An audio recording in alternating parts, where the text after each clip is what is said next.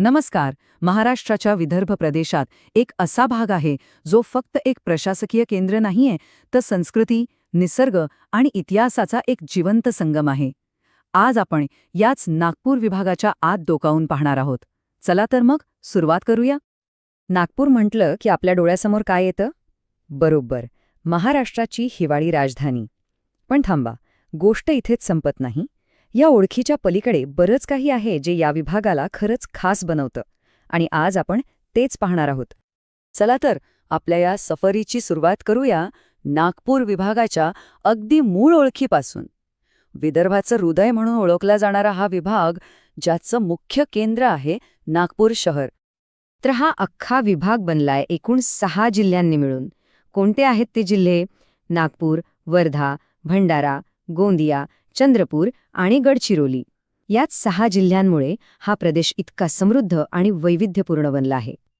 आता बघा, कुठल्याही प्रदेशाची खरी ओळख तिथल्या नद्यांशिवाय अपूर्णच असते, नाही का? या नद्या म्हणजे फक्त पाणी नाही, तर त्या खऱ्या अर्थाने त्या भूमीच्या जीवनरेषा असतात. त्या तिथल्या शेतीला, तिथल्या माणसांना जीवन देतात. या विभागातून वाहणाऱ्या मुख्य नद्या आहेत वर्धा, वैनगंगा, पैनगंगा, कण्हाण आणि इंद्रावती. याच नद्यांमुळे इथली जमीन इतकी सुपीक झालीये, आणि या सुपीकतेचं सगळ्यात मोठं उदाहरण कुठे दिसतं?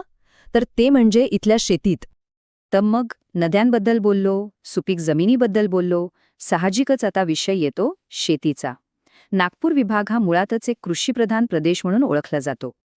आपण सहज कृषीप्रधान म्हणून जातो, पण याचा नेमका अर्थ काय? सोप्या भाषेत सांगायचं तर, जिथे लोकांचं जगणं, त्यांचं अर्थकारण हे प्रामुख्याने शेतीभोवती फिरतं. आणि नागपूर विभागाचं चित्र अगदी असंच आहे. आणि इथल्या शेतीबद्दल बोलायचं झालं तर एक पीक इथला राजा आहे, ते म्हणजे कापूस. कापूस हे या विभागातलं सर्वात महत्त्वाचं नगदी पीक आहे, आणि त्याची ओळख देशभरात आहे. अर्थात सगळीकडे फक्त कापूसच नाही, यासोबतच तांदूळ, सोयाबीन, तूर, हरभरा आणि ज्वारी यांसारखी महत्त्वाची पिकंही घेतली जातात. याच पिकांमुळे इथली शेती वैविध्यपूर्ण आणि स्वयंपूर्ण बनते. चला, शेती झाली, आता थोडं फिरायला जाऊया. कारण या विभागाची दुसरी मोठी ओळख आहे, ती म्हणजे इथला निसर्गरम्य वारसा आणि जबरदस्त पर्यटन. फक्त ही एक ओळ ऐका, अंगावर काटा येतो ना. ही ओळ या प्रदेशाच्या वन्यजीव वैभवाची अगदी अचूक ओळख करून देते. इथली जंगलं म्हणजे वाघांचं घर आहेत, आणि हेच पर्यटकांसाठी सगळ्यात मोठं आकर्षण आहे. समजा आपण एका जंगल सफारीवर निघालो, तर ही ठिकाणं अजिबात चुकून चालणार नाहीत. देशातील प्रसिद्ध ताडोबा, अंधारी व्याघ्र प्रकल्प, मग पेंच राष्ट्रीय उद्यान, उमरेड पवनी आणि नागझिरा अभयारण्य, आणि सोबतच निसर्गरम्य चापराळा धबधबा. वाह, ही सर्व ठिकाणं म्हणजे पर्यटकांसाठी एक पर्वणीच आहे. जंगल सफारी झाली, आता थोडं शांत होऊया आणि वळूया ह्या प्रदेशाच्या आध्यात्मिक आणि सांस्कृतिक बाजूकडे. इथे अशी अनेक श्रद्धास्थानं आहेत जे लोकांच्या जीवनाचा एक महत्त्वाचा भाग आहेत. इथे 2 स्थळं तर खूपच महत्त्वाची आहेत. एकीकडे आहे दीक्षाभूमी, जे संपूर्ण देशासाठी एक महत्त्वाचं स्थळ आहे, तर दुसरीकडे आहे कामठीचं ड्रॅगन पॅलेस मंदिर, जे आज एक आंतरराष्ट्रीय बौद्ध तीर्थक्षेत्र म्हणून प्रसिद्ध आहे. यावरूनच या प्रदेशाचं सांस्कृतिक महत्त्व आपल्या लक्षात येतं. याशिवाय नागपूरमधील प्रसिद्ध टेकडी गणपतीचं मंदिर, रामटेकचं ते ऐतिहासिक राम मंदिर आणि अंबोरा देवीचं मंदिर ही सगळी लाखो भाविकांची मोठी श्रद्धास्थानं आहेत. आतापर्यंत आपण या विभागाला एक युनिट म्हणून पाहिलं, पण खरी मजा तर इथल्या विविधतेत आहे.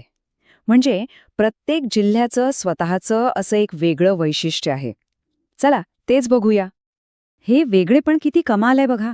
एकीकडे आहे गडचिरोली जिल्हा, जो ओळखला जातो त्याच्या घनदाट जंगलांसाठी आणि आदिवासी संस्कृतीसाठी. तर दुसरीकडे आहे चंद्रपूर जिल्हा, ज्याची ओळख आहे कोळशाच्या खाणी आणि मोठमोठे उद्योग. हीच तर या विभागाची खरी ताकद आहे, विविधता.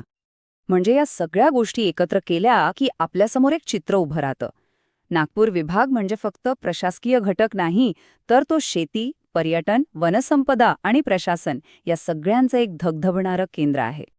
आणि हेच सगळं विश्लेषण आपल्याला एका महत्त्वाच्या प्रश्नाकडे घेऊन येतं. एका बाजूला शेती आणि समृद्ध निसर्ग आहे, तर दुसऱ्या बाजूला उद्योग वाढत आहेत. मग या सगळ्याचा समतोल साधून हा विभाग भविष्यात स्वतःसाठी नेमकी कोणती नवीन ओळख निर्माण करेल? हा विचार करण्यासारखा प्रश्न आहे, नाही का?